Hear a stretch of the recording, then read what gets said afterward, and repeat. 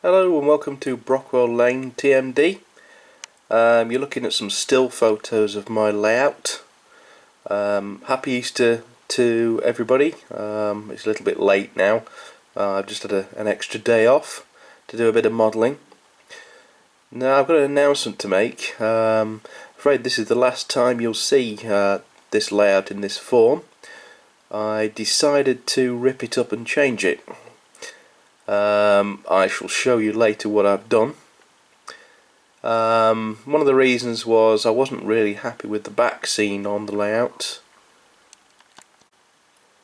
or lack of back scene rather, just being a blue sky with the flats against it. I didn't think that quite looked right, but the main reason was the lack of movement shunting to be done on the layout, partly due to the length of the locos and the wagons. And for a good amount of time I looked at Engage, because I thought I could get a lot more into the space and maybe have continuous running.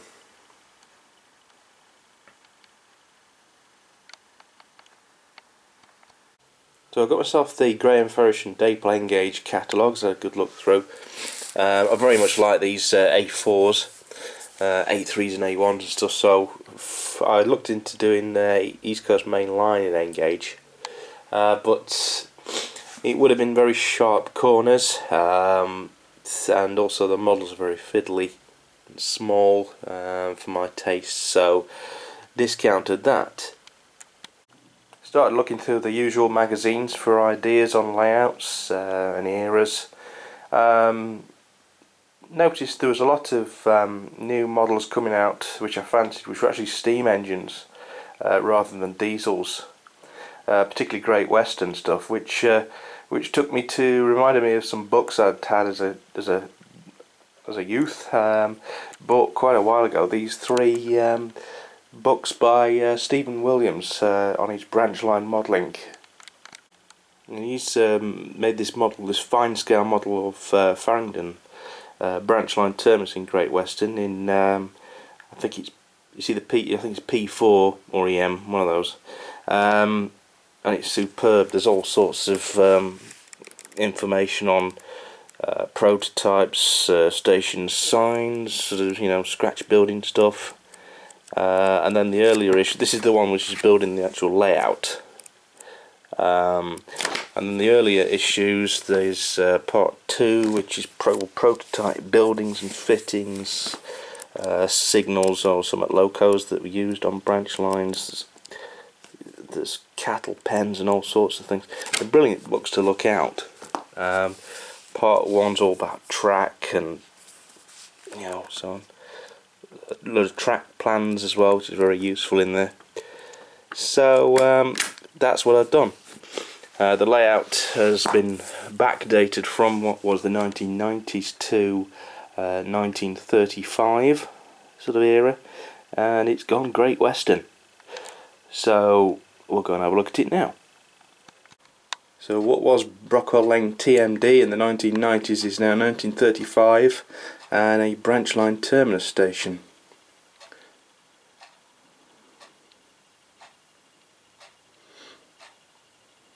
Sorry about that ticking clock again, I forgot to take that down. Now, one feature I really like is the back scene, which hopefully sort of disappears into the scenery at the front of the layout. This is from ID Back Scenes, which is a photograph of a real location. I'm not really sure where it is. It's called Harvest Hills. Very impressed with that. It wasn't expensive. It was a bit awkward to put up. It's only pinned to the wall, but I think it really makes a difference to the entire layout. It looked good when it was only bare boards.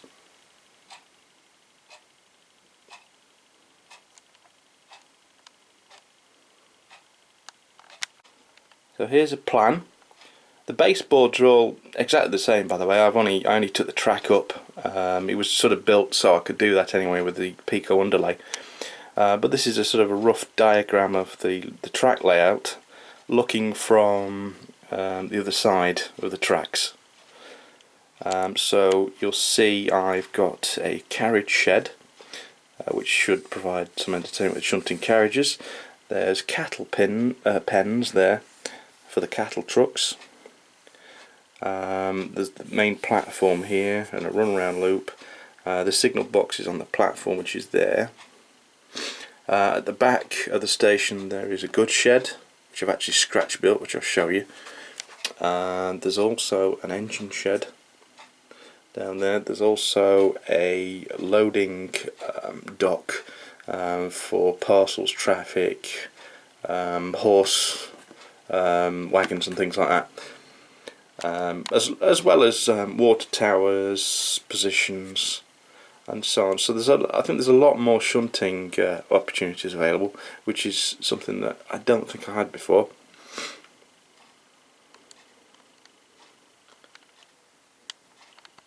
Now these three sidings haven't actually changed, and neither is the scenery at the front, by the way. There's that mound at the back there with the trees, that also hasn't changed. So these tracks are exactly as they were, but I put a carriage shed over the end of there, taking away the bridge to give a little extra space, I suppose, because it was taking up quite a bit of room there. So yeah, this fence is still here, exactly the same. That barrow crossing has been extended to go up to the end of the platform there.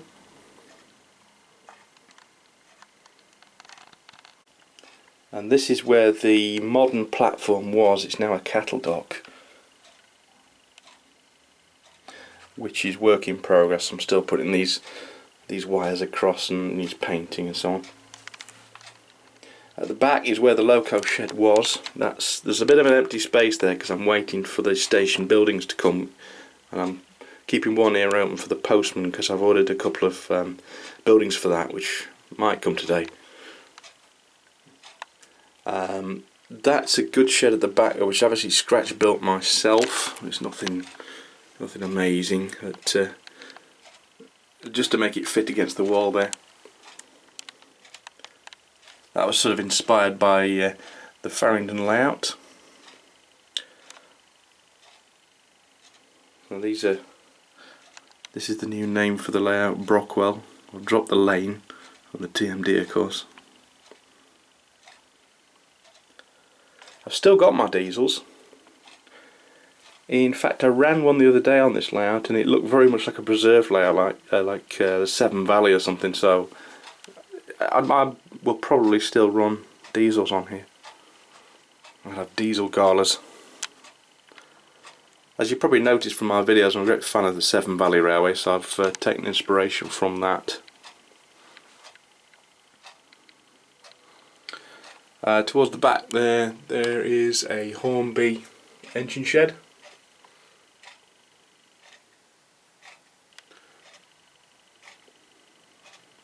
Some of these wagons are actually kit built from Parkside. I quite enjoyed painting them myself, particularly those two there. I'm still using KDs for my stock. Some of these engines you've seen before because I've been slowly collecting Great Western engines. Very cheap at swap meets these. These in particular are about £40 each, something like that. New ones are soaring up towards 100, as you'll know. There's a couple of new Hornby Collet coaches there, which are very recent release, which I've painted the roofs on. Not entirely suitable for a branch line, but they were nice little coaches anyway.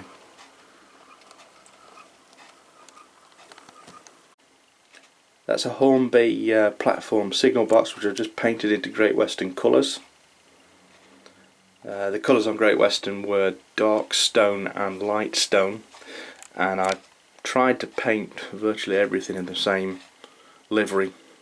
Those gas lamps and the water tower, as they did. Will's Pagoda. These seats are nice, these Great Western benches. They're actually laser cut cardboard.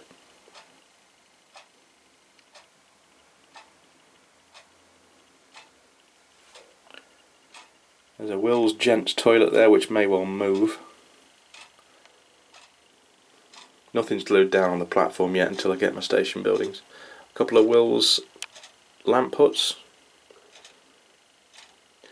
That building at the back there is actually still there. It was on the old layout, and it's in the same position. So you could say it was like the old layout, but taken back to the 1930s.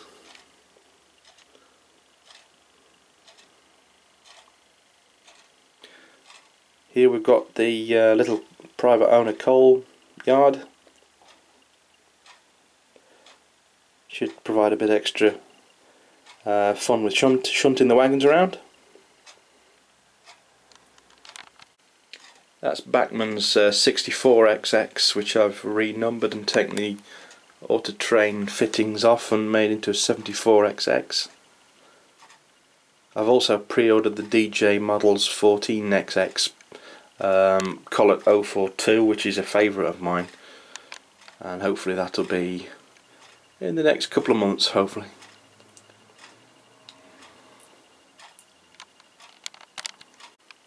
So one area that's desperately needing trees is that back just behind the station there. I'll hopefully put quite a few trees on there. The cows will go, and that should help blend it into the back scene even better. And then there'll be a lot of people and milk churns and so on to go on the platform once my buildings arrive.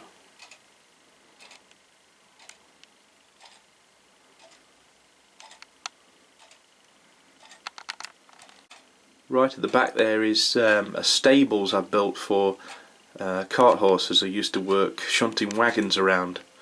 When a locomotive wasn't available, they'd use horses. And that was quite a common thing back in the 1930s and before, on branch lines in particular.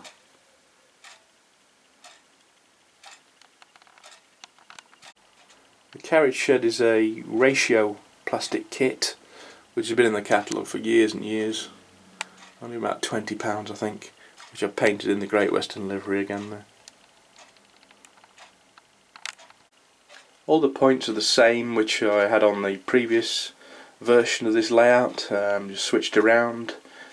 I had to change the concrete sleeper tracks to standard wooden ones, because it was, although Great Western I think did experiment with concrete sleeper, it was only on the very fastest main lines. There's actually one piece of concrete track left around the back of that mound, but you can't see it usually, so I left it in place.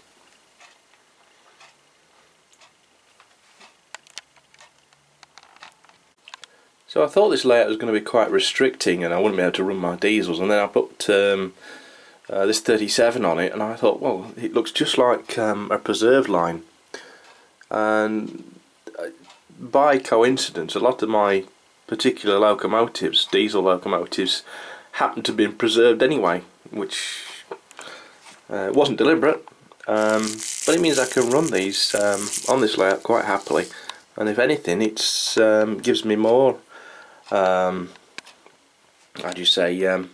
more possibilities for running pretty much anything I want, because anything runs on preserved railways, which is something I didn't consider when until I just by chance tried running a diesel on it.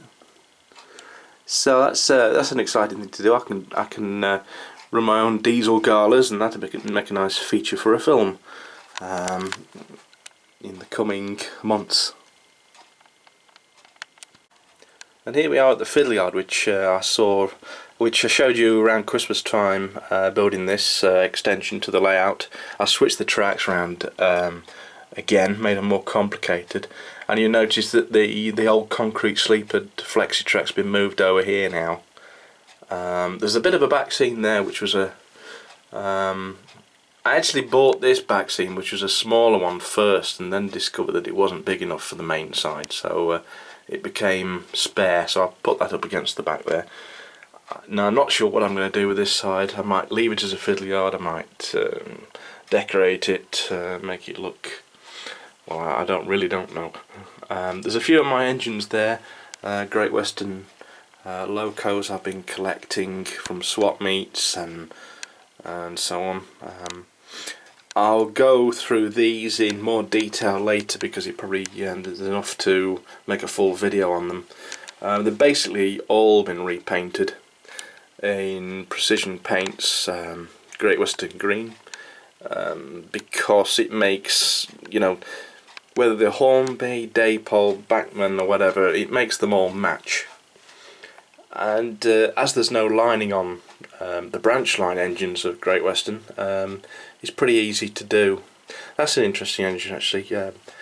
I tried doing a wartime livery on this pannier tank, which is wartime black, and then I've weathered it as well. Very few photographs exist from the war years, so it's a bit of a difficult time to do modelling, and I did consider doing the whole layout during World War II, but that engine gives me the possibility of that as well, which again is possibly an interesting video to do later on, the wartime running session. That's a Collett Goods there, which have changed the tender on. It's now got a Dean Goods tender, or more accurately a City class tender, because I got it off this engine. But this is probably another video I need to do on this, as well as the rolling stock actually, which was quite interesting I think with Great Western. They all had names to the wagons. That's an ale wagon there, for example, which is an old cattle wagon converted, China clay wagon.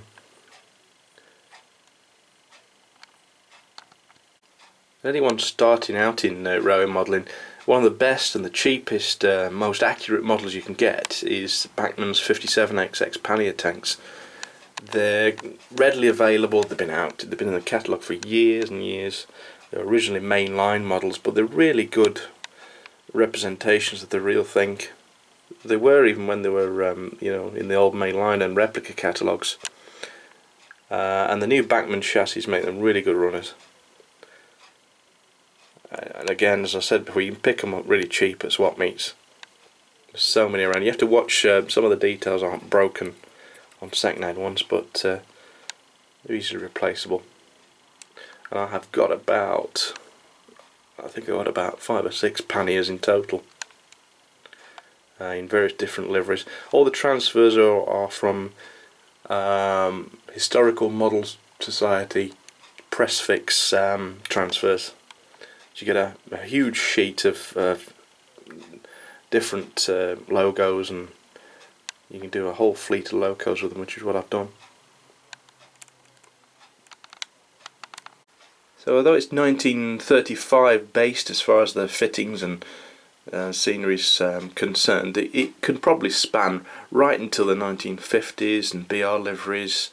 I fancy a Helgen rail bus, you know, right until the 1960s I would say, in this condition, and then of course the preserved era as well. So I'm hopefully going to do a lot of running sessions in the future with different eras. I think it gives me more possibilities than the previous layout did, and hopefully interest more people. So I think that's all for now. I'll upload this video, and then there'll be plenty more to come on this layout, and we'll get some running done next time. So thank you very much for watching, and see you next time.